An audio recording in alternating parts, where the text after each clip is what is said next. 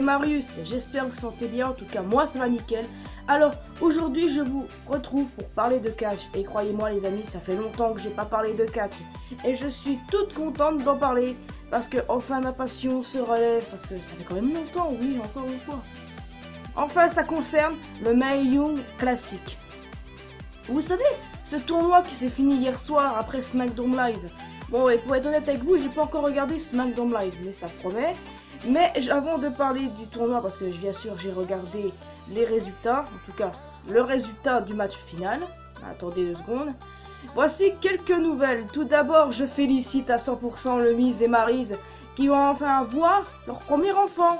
Ils vont avoir leur premier enfant alors qu'ils sont ensemble depuis 2009 et qu'ils sont mariés depuis 2014. Et enfin leur tout premier bébé. Oh, c'est trop mignon et j'adore. Mais bien sûr, malheureusement, cette annonce a été interrompue par Enzo. Enzo, tu fais chier. Deuxième nouvelle, Asuka qui est prévue pour Monday Night Raw. En effet, Asuka pour Raw. C'est pas comme ça que j'imaginais la suite de sa carrière à Raw. Mais bon, écoute. Tant mieux, elle a déjà une place, donc c'est correct. Qu'est-ce que tu veux? Et ensuite, dernière nouvelle, Liv Morgan et Enzo Amore, c'est terminé. Eh oui, Liv Morgan a dit, voilà ce que ça fait quand que tu es célibataire et que personne ne te trompe. Parce qu'Enzo fait n'importe quoi depuis quelques temps. Et pourtant, ils étaient ensemble depuis très longtemps, selon les sources. Enfin. Maintenant, retour sur le Mae Young Classic, mes très chers amis. J'ai kiffé ce tournoi. Et j'ai suivi le tournoi de très près. J'ai pas tout regardé, ok, je vais être honnête avec vous, je le suis tout le temps. Mais j'ai les suivis de près, c'est-à-dire que je regardais à chaque fois qui gagnait, que je regardais la biographie d'une catcheuse, bon, pas de toutes, parce que il y en a eu 32 participantes en tout, je vais pas vous les citer. Il y a Internet qui existe et en plus, elles n'ont pas toutes signé ou elles n'ont pas toutes une grande importance. Pourtant, moi j'en ai kiffé beaucoup. Et maintenant les amis, j'ai aussi l'honneur de vous présenter la gagnante de ce tournoi, Kairi Sen, ou Kairi San, peu importe. Cette japonaise, j'étais sûr qu'elle allait gagner. Elle a un truc à la Asuka, elle a un truc. Mais son adversaire, Shayna Baszler, ou je sais plus comment ça se prononce, avait aussi un gros potentiel. Et d'ailleurs leur match final était apparemment épique, donc il me tarde de voir ça. Mais en même temps, j'étais sûr à 100% qu'elle allait gagner. J'étais sûr, mais sachez qu'avant qu'il y ait eu cette finale, je voyais beaucoup d'autres gagnants. Deux, limite. Candice LeRae. Candice LeRae qui est la femme de Johnny Gargano. Et comme j'adore ce couple, je suis tellement heureuse si elle signe.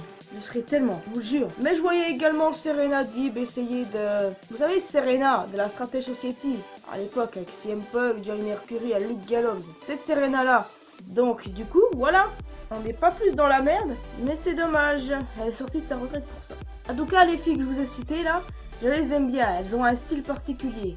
Mais sachez qu'il y en a eu d'autres. Également Toni Storm, Mia Yim, Santana Garrett, Sarah Logan, Piper Niven, Kylie Ray, Lacey Evans, Tessa Blanchard que j'adore et c'est la copine de Ricochet, et Dakota Kai.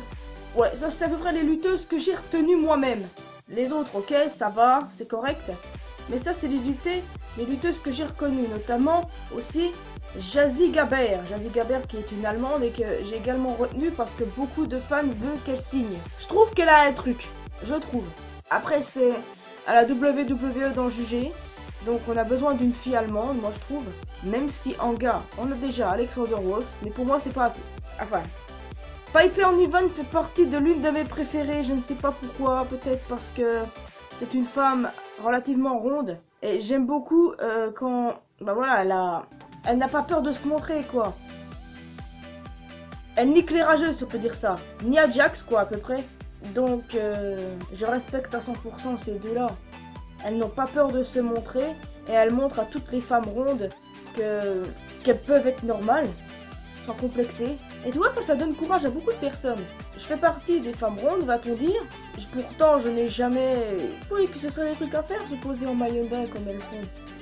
Et puis tu vois, ça veut rien dire, on peut faire du catch tout en étant un peu ronde, relativement. Dans mon cas. Non, un peu plus sérieusement. Ces catcheuses nous ont offert de très belles performances.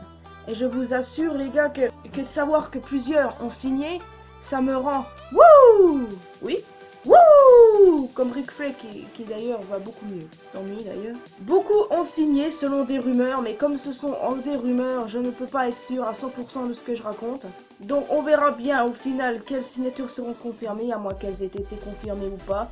Mais ça encore une fois, c'est à vous de tout m'apprendre. Pourtant je me suis renseigné pour savoir qui aurait pu signer.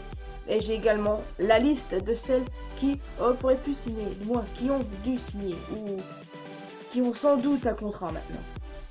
Enfin bref, je parle bien sûr de Kairi Sane. Bah, c'est sûr, maintenant c'est la championne, elle a un contrat, ça j'en suis sûre et certaine.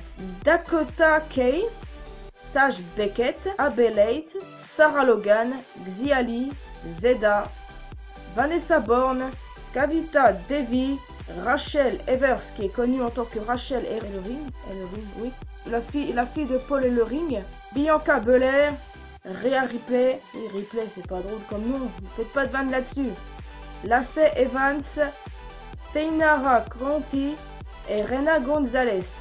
Ça, ce sont les noms qui ressortent, et peut-être même que Candice LeRae, la femme de Gargano, Dio Gargano, Johnny Wrestling, a sans doute aussi un contrat. Son mari travaille à WWE. On peut également aussi offrir un beau contrat à Shayna Baszler, l'adversaire de Kairi Sane de cette nuit. Enfin, la nuit dernière. Donc vous voyez à quel point la division féminine pourrait avoir un impact si ces lutteuses sont transférées soit à NXT, à Raw ou à SmackDown Live. Même si je dois être honnête avec vous, je doute qu'ils aient l'intention de mettre une catcheuse nouvelle dans le roster principal. Ils nous ont fait des conneries avec des jeunes catcheurs comme Apollo Crews à l'époque, qu'ils avaient mis direct, bien sûr avec un petit parcours à NXT, ils avaient mis direct dans le roster principal et aujourd'hui il tourne en rond. Bon, ok, il est dans Tactus Worldwide, c'est cool. D'ailleurs, j'adore Worldwide. J'adore Titus O'Neil, j'adore Apollo Crews, j'adore Akira Tozawa. Donc écoutez, les avoir mis comme ça, c'est une bonne chose. Seulement la Titus Worldwide doit grandir, les amis. Mais le sujet, c'est beaucoup plus les femmes de ce tournoi. Il y avait beaucoup de rumeurs au départ qui disaient que le trophée, c'était en quelque sorte le titre féminin d'NXT. Seulement ça s'est révélé être un trophée. Je ne sais pas encore à quoi il ressemble, je suis désolée, mais à l'heure où je fais cette vidéo, je n'ai encore ni vu SmackDown, ni le Maillon Classique, ni 205 Live. Tout ce que j'ai vu, c'est Monday Night Raw, d'où les nouvelles que je vous ai annoncées sur le Miz et Maryse. Encore une fois, avec des femmes pareilles, je trouve que c'est une bonne idée de Triple H. Oui, désolé de dire ça, mais c'est plus simple pour moi de le dire. Triple H en tout cas. Que Triple H a eu une très bonne idée de créer un tournoi 100% féminin. Un tournoi qui n'a rien à voir avec le Crusader classique, va-t-on dire. Parce que le Crusader classique, oui, c'était des mecs, ils étaient stylés, ils avaient la classe, ils font des sauts de ouf. Mais les filles là, elles sont superbes sur le ring. Pas toutes, je vous l'accorde. Mais bon, il y a aussi également l'Indienne qui a été entraînée par Red Khali. Je suis désolée, je me souviens plus de son nom. Mais vous voyez la photo. Mais par exemple, elle, je la vois bien avoir un contrat. Bon, vous dites que je suis pas vraiment fan de catch si je n'ai pas regardé tous les matchs du Maillon Classique. En même temps, je regardais les résultats, donc ça veut dire que je m'y intéresse. Parce que regardez les matchs, écoutez, vous allez trouver, ouais, c'est pas un travail et tout. Je travaille beaucoup ces temps-ci et je dors de plus en plus tard pour essayer de trouver des images à mettre ou à trouver des trucs qui pètent. Bon, d'accord, ce n'est pas réellement comme mon intro qui est pas génial non plus, ou encore même la musique de fin et les images, mais je travaille beaucoup sur mes sujets de la semaine parce que vous savez, mon emploi du temps, hein, il est chargé. J'ai déjà un emploi du temps prévu pour 5 semaines. Oui, 5 semaines. Par exemple, si on compte pas celle-là, 5 semaines, l'emploi du temps, il est fait. Et je travaille d'avance sur les sujets pour ne pas pouvoir avoir un peu de repos. Donc, excusez-moi si vous pensez que je glande, que être youtubeur c'est glander, mais non. Par exemple, sur ça, j'ai bossé, pas comme une folle, mais j'ai bossé, ou du moins pour trouver qui aurait signé, quels étaient les noms. Par exemple, là, vous allez dire, ouais, mais elle est conne, elle se souvient pas de qui elle a, mais fuck. Par exemple, vous regardez de nouveau les catcheuses. Les catcheuses, il y en a des autres qui ont été là, Marty Bell par exemple, et puis il y en a d'autres qui n'auront pas vraiment eu le temps de briller, à moins qu'elle mette le contrat, ou qu'elle en ait un. À mon nous de le dire, bon, vous voyez. En tout cas, moi, je trouve encore une fois que c'est une bonne idée, ce tournoi féminin. Donc, pour parler de catch, j'ai du boulot là-dessus, pour pouvoir montrer que je suis une vraie fan. Mais c'est déjà pas mal, n'est-ce pas? En tout cas, je pense que je vais m'arrêter là. Parce que je suis sûr qu'à l'heure qu'il est, la qualité de la vidéo est en train de vous niquer les yeux. Mais le contenu, c'est plus que dans ce que je dis. Donc ne croyez pas que je glande, parce que je bosse. Mais je bosse pas sur ma caméra, je bosse sur mes vidéos en général. Et alors? Revenons une dernière fois sur ce tournoi, les amis. Ma petite favorite de ce tournoi, c'est Candice LeRae. Et oui, même si j'aime également Kerry-san, la gagnante, Candice LeRae est ma préférée. Pour quelle raison? Bah pas parce qu'elle est la femme de Gargano, c'est parce qu'elle a un truc. Et je veux qu'elle signe. Qu'elle aille à NXT. Avec son mari. Qu'elle soit sa manageuse. Ouais, je m'excite de trop. Veuillez m'excuser, en tout cas, moi je vous laisse ici. C'est déjà la fin de cette vidéo. J'espère que vous avez apprécié. Je ne vais pas vous faire un blabla du pouce bleu, ni même du bouton s'abonner.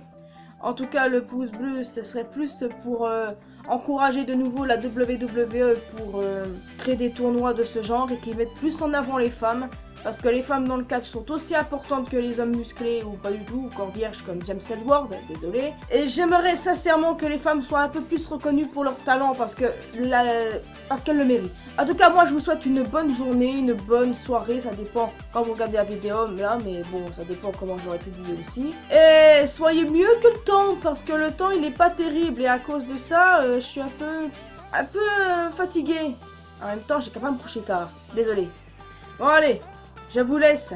On se retrouve pour de prochaines aventures les amis, peu importe ce que c'est. Ciao.